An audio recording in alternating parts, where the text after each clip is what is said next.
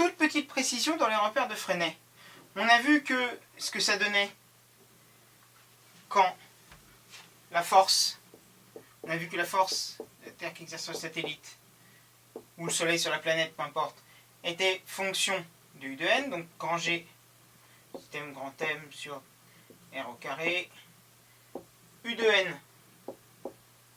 Et on sait que l'accélération sera égale à grand G grand M sur R2 U de n. Voilà.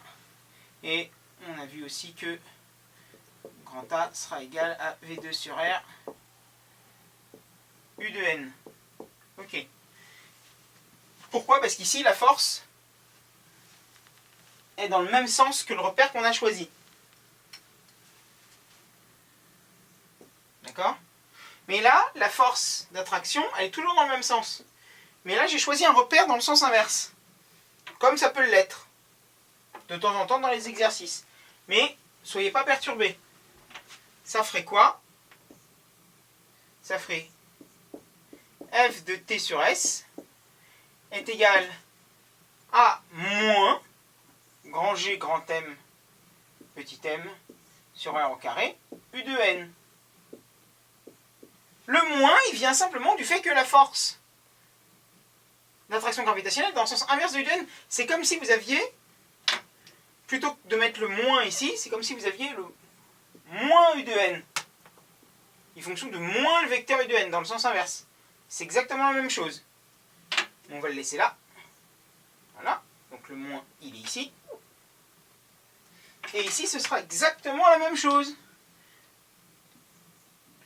On aura A moins V2 sur R U de n. L'accélération, elle est dans ce sens-là aussi, dans le sens inverse de U de n. Donc, le moins, c'est comme si c'était moins U de n. Donc, c'est pareil.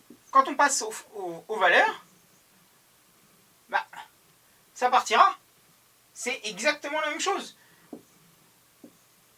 Voilà.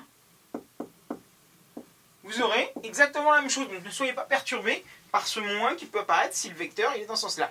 Le moins, il vient simplement du fait que la force d'attraction gravitationnelle et U de n sont dans des sens opposés. Il y aura un moins ici, top, terminé, on s'en fiche. On s'en fiche. C'est juste le moins, c'est comme si, encore une fois, vous aviez un facteur de moins U de n. Donc c'est dans le sens inverse de U de n. Uniquement.